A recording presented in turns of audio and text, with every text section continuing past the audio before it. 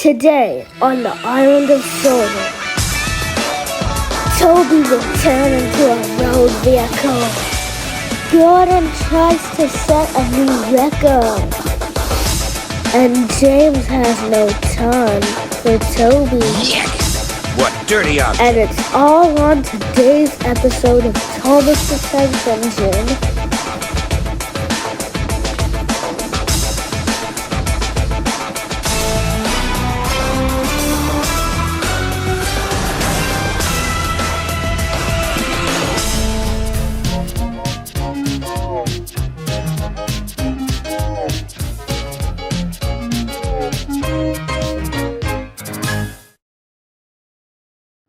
Repairs to Mavis took longer than expected, and Toby became used to trundling off to the quarry each morning.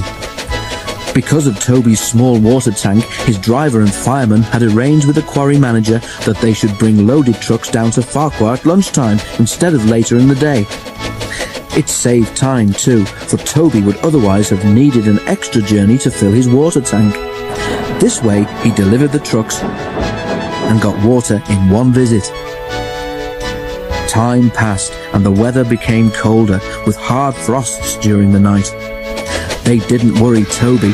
His fire kept him nice and warm, and he puffed happily to and fro, arranging the trucks, taking them down to the yard and bringing back empty ones. One night it was particularly cold. The ground froze solid, and even Toby felt chilly. Brrr. He shivered as he left the shed and set out, light engine, along the line towards the quarry. When the ground freezes, it swells. At the road crossing, where Mavis had had her accident, the frost had swollen earth in the ruts beside the rails so much that Toby's wheels were lifted clean off the track. There was a crunching noise, a rumbling, and Toby began to shudder. He was horrified. He exclaimed, "What's happening?" The line had curved the road towards the quarry, but Toby, with no rails to guide his wheels round, simply went straight on. Toby was not going fast. "Whoa there, Toby," said his driver at once, and put on the brakes as hard as he dared. Shakily, Toby came to a stop with all 6 wheels firmly on the roadway. "Oh dear," he said, looking at the grass verge in front of him. "Now what?" His fireman jumped down. "No problem," he said. "With care we can have you back on the rails in no time." "I don't see how," said Toby, sadly. Directed by the fireman, the driver carefully reversed Toby along the ruts his wheels had just made.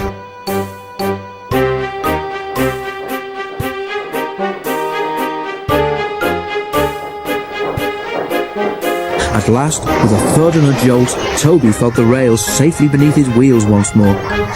He heaved a sigh of relief. "Well done, Toby," said his fireman. "Now I'll spread a few hot ashes from your fire along there so that it doesn't happen again.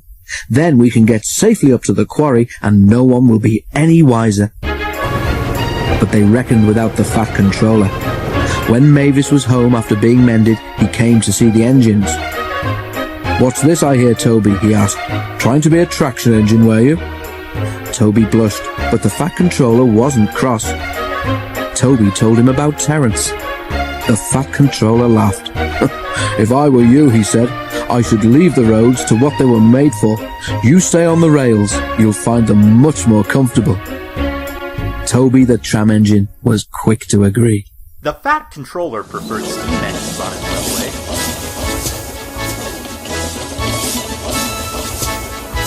But he found diesels useful because they could pull either coaches or trucks.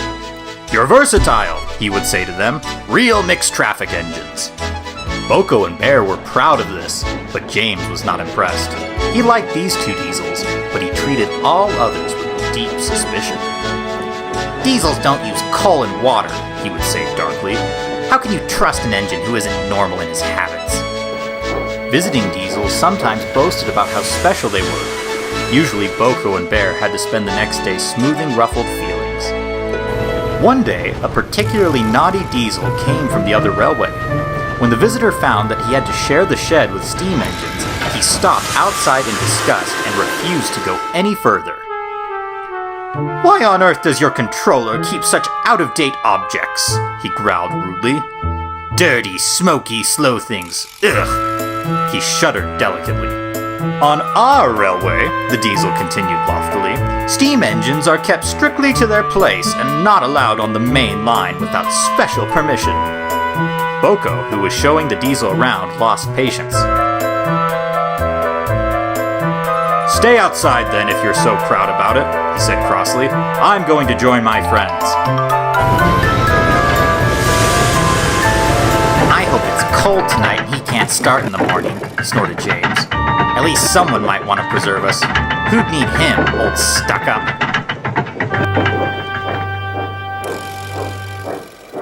The engines were glad when morning came.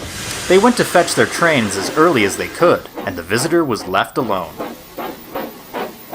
"That's better," he purred to himself. "How can an engine rest with all that hissing and clanking?" The cleaning equipment and fuel supply were in the part of the shed that Boko and Bear shared. Old Stuckup was so full of self-importance that he had forgotten he would need cleaning and refueling before he went home. It was getting late when he remembered. "The shed is empty," he thought. "If I go now, no one will know that I've been." He scuttled forward quickly. Too quickly. The rails where Bear and Boko had stood were oily. And when the visitor tried to stop, he couldn't. "Brake blocks and buffers, I'm slipping!" he wailed, as his wheels locked and slithered. He shut his eyes. With a despairing whoop of horror, he crashed into the wall at the end of the shed. The diesel was not badly damaged, but a dreadful draft came from the hole. When the engines came home, they heard the story from Douglas, who had been clearing up the mess. "Oh ho ho!" chortled Henry. "Old Stuck-up came unstuck, did he? I say, Boko, what is it the fat controller calls you?" "Versatile," chuckled Boko. "But that isn't what he called Stuck-up. I couldn't hear all he said, but it didn't sound very polite." Donald was excited. "The diesels at yon works," he announced, "say that on the other railway there are things called high-speed trains. They have a diesel engine at each end and can go at 125 miles an hour. Gordon snorted. "An engine at each end," he said scornfully. "There's only one of me, but I bet I can go as fast as those smelly boxes on wheels. Probably faster," he added. The others said nothing. They had heard Gordon's boasting before. Gordon was still bragging the next morning. "Speed's nothing to me," he said. "Why, one of my Doncaster cousins went at 126 miles an hour. I'll show these diesels a thing or two. Just you wait and see." He puffed grandly towards the station. Gordon normally pulled the express, though Henry, James or Bear helped if Gordon was ill or away. Many visitors came to see the Fat Controller's railway. They often used the express, so it was usually full and heavy. There had been frost during the night, and now the weather was wet and sleety. Sleet settled on the rails, making an icy film across their surface. The carriages of the express stood under the cover of the station roof, but when Gordon was coupled to them, his cab and front end had to stand outside. He grew colder and colder as he waited for the guard to blow his whistle and wave his green flag. "Come on," he shivered impatiently. "Let's get started." At last Gordon heard the whistle. "Come on, come on, come on, come on, come on," he shouted as he tried to pull quickly away. But his wheels slipped on the icy rails. The sudden movement made water in his boiler surge forward, and Gordon's driver could not shut off steam. Gordon moved a yard and slithered to a standstill, held back by the heavy train. His wheels spun furiously, but neither Gordon nor his train budged an inch. "Help! Help!" wailed Gordon despairingly, but nobody could. His wheels spun until his rods ached, but he could do nothing to stop them. His driver tried every trick he knew. An inspector came and tried some more, but it was no good. The Fat Controller came to see what the fuss was about. He said several things to Gordon, but Gordon was making so much noise that he couldn't hear them. sparks showered from the rails, but Gordon's wheels went on spinning. It was a quarter of an hour before Gordon had used up all his steam.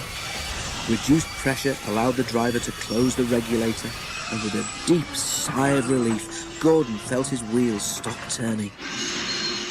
The silence was amazing. Donald came to take Gordon to the shed, and Henry came to pull the express.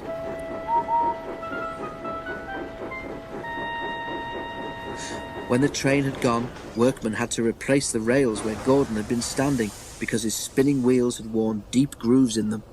The shed was empty. Donald tactfully remembered another job and left Gordon on his own. But that night, Gordon heard a whisper from close by. "Did you hear," it hissed, "how Gordon went for a spin today?" There was a quiet chuckle. Gordon seethed in silence. "High-speed engines are all very well," the whisper went on, "but Gordon ought to know by now that he's supposed to move his train too." Gordon snorted disgustedly, and with a gasp, the whisperer subsided into silence.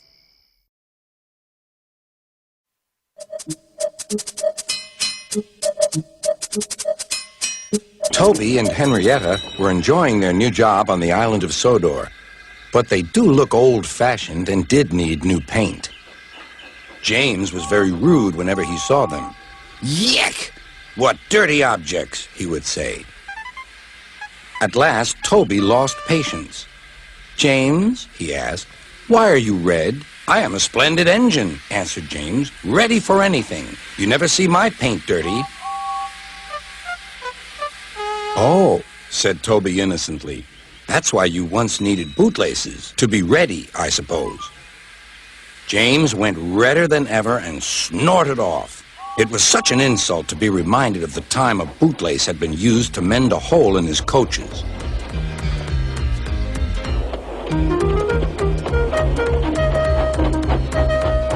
At the end of the line, James left his coaches and got ready for his next train. It was a slow freight, stopping at every station to pick up and set down cars. James hated slow freight trains. Dirty cars from dirty siding. Yeah!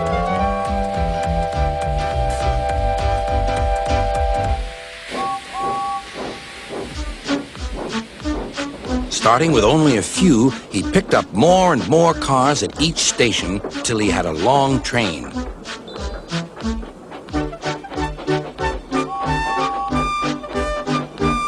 At first, the freight cars behaved well, but James bumped them so crossly that they were determined to get back at him. Presently, they approached the top of Gordon's Hill. Heavy freight trains halt here to set their brakes. James had had an accident with cars before and should have remembered this. "Wait, James, wait," said the driver, but James wouldn't wait. He was too busy thinking what he would say to Toby when they next met. The freight car's chance had come. "Hurrah! Hurrah!" they laughed, and banging their buffers, they pushed him down the hill. "On! On!" yelled the cars. "I've got to stop! I've got to stop!" groaned James.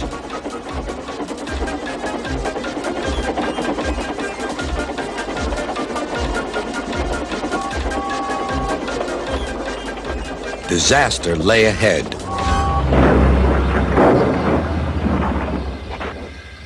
Something sticky splashed all over James. He had run into 2 tar wagons and was black from smokebox to cab. He was more dirty than hurt. But the tar wagons and some cars were all to pieces. Toby and Percy were sent to help and came as quickly as they could.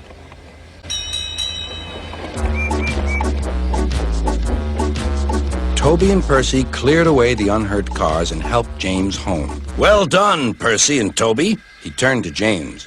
"Fancy letting your cars run away.